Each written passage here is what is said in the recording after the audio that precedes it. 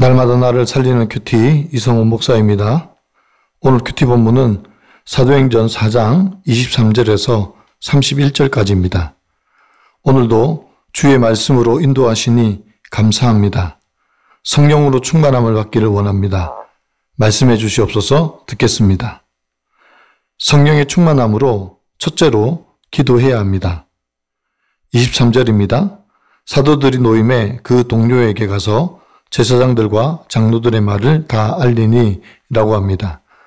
산헤드린 공회에서 제사장들과 장로들이 사도들에게 무슨 말을 했습니까? 도무지 예수의 이름으로 말하지도 말고 가르치지도 말라고 했습니다. 사도들은 성전 미문의 안전뱅이 사건으로 인하여 복음이 전해지고 많은 사람들이 예수의 이름을 믿고 돌아온 이야기와 그로 인하여 자기들이 잡혀서 협박을 받은 이야기를 동료들에게 전했습니다. 이 말을 듣는 동료들이 어떻게 했습니까? 24절입니다. 그들이 듣고 한 마음으로 하나님께 소리를 높여 이르되 대주제시여 천지와 바다와 그 가운데 만물을 지으신 이요 라고 합니다. 사도들의 이야기를 들은 동료들이 한 마음으로 하나님께 소리를 높여 기도했습니다. 25절과 26절에서 또 주의 종 우리 조상 다윗의 입을 통하여 성령으로 말씀하시기를 어찌하여 열방이 분노하며 족속들이 허사를 경영하였는고 세상의 군왕들이 나서며 관리들이 함께 모여 주와 그리스도를 대적하도다 하시니로소이다 라고 합니다. 시편 2편에서 다윗이 기도한 것을 인용하고 있습니다. 세상은 자기 소리로 늘 소란스럽고 위협적일지라도 모든 주권은 창조주이시고 주권자이신 하나님께 있다고 고백합니다. 27절과 28절에서 또 헤롯과 본디오 빌라도와 이방인과 이스라엘 백성들이 합세하여 우리 주 예수 그리스도를 십자가에 못 박아 죽게 한 것은 그들이 결정하고 그들의 힘으로 이루어진 것 같지만 이것 또한 하나님의 권능과 뜻대로 예정하신 것이라고 말씀하고 있습니다. 고난의 여정인 우리 인생도 하나님의 계획과 섭리 아래에 있습니다. 아무리 발버둥치고 해결하려고 해도 하나님이 허락하시지 않으면 그 문제가 해결되지 않지만 반대로 하나님께서 허락하시면 우리의 고난과 역경도 아무런 문제가 되지 않습니다. 그러므로 우리는 모든 삶의 영역이 하나님의 예정 아래에 있음을 믿고 고백해야 합니다. 그래서 우리는 하나님의 주권을 인정하며 기도하는 것입니다. 여러분 어떻습니까? 내 삶의 모든 영역에서 하나님의 주권을 인정하며 그 예정하신 바에 순종하며 기도합니까? 나의 어려움을 함께 나눌 동료는 누구입니까? 지금 내가 당장 섬겨야 할 동료는 누구입니까? 성령의 충만함으로 둘째는 하나님의 말씀을 전해야 합니다. 29절과 30절입니다. 주여 이제도 그들의 위협함을 굽어보시옵고 또 종들로 하여금 담대히 하나님의 말씀을 전하게 하여 주시오며 손을 내밀어 병을 낫게 하시옵고 표적과 기사와 거룩한 종 예수의 이름으로 이루어지게 하옵소서 하더라 고합니다. 계속해서 사도들과 무리들이 제사장들과 장로들의 위협함을 돌아봐 달라고 기도합니다.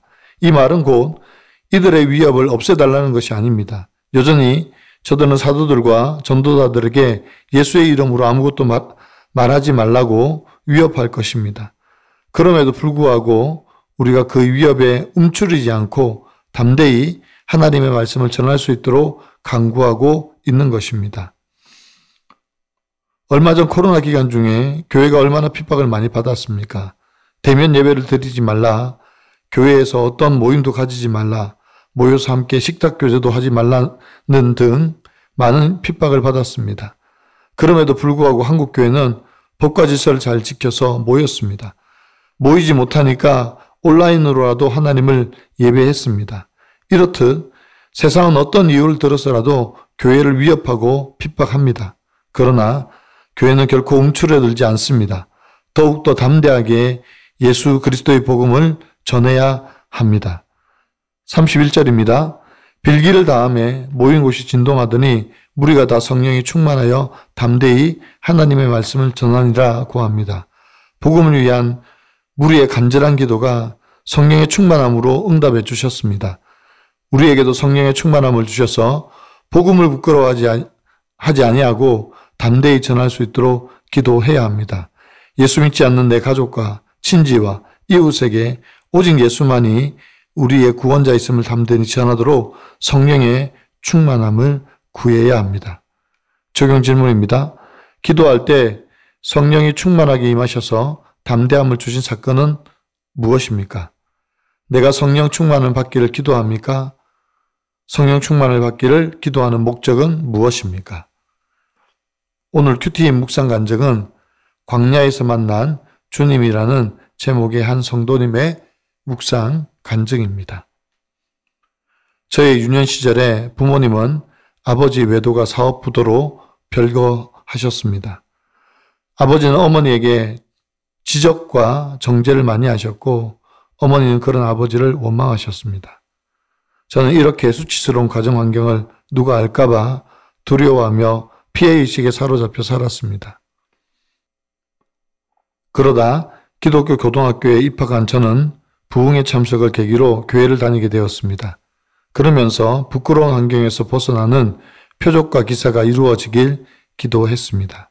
그런데 결혼 후 아버지와 똑같은 저의 민낯이 드러났습니다. 직장에서 스트레스가 쌓이면 아내와 자녀들의 언행을 못마땅하게 여기며 지적하고 정죄한 것입니다. 2007년에 중동 지역 선교단 피납 사건이 일어나자 열방이 분노하며 족속들이 허사를 경영하듯 그들에 대한 비난 여론이 일었습니다. 이에 저도 동조하며 설교 말씀을 일일이 지적하고 예배를 소홀히 했습니다. 주님은 그런 저에게 진동하며 무너질 수밖에 없는 사건으로 찾아오셨습니다. 아내 스스로 목숨을 끊는 감당할 수 없는 일이 찾아온 것입니다. 저는 자기 연민에 빠져 하나님께 왜 하필 나를 이런 고통 가운 무너짐의 광야로 내모시나요? 라고 따져 물었습니다. 그러다 저는 하나님의 은혜로 지금의 아내를 만나 큐티하는 공동체로 인도되었습니다. 그리고 인내의 시간을 통과한 뒤 재혼했습니다. 이후 하나님은 사별의 사건을 말씀으로 해석해 주시고 저의 죄를 보며 회개하게 하셨습니다. 여전히 정죄의 칼과 창을 내려놓지 못하는 죄인이지만 불러주신 사명의 자리에서 하나님의 말씀을 담대히 전하며 지체들을 섬기겠습니다.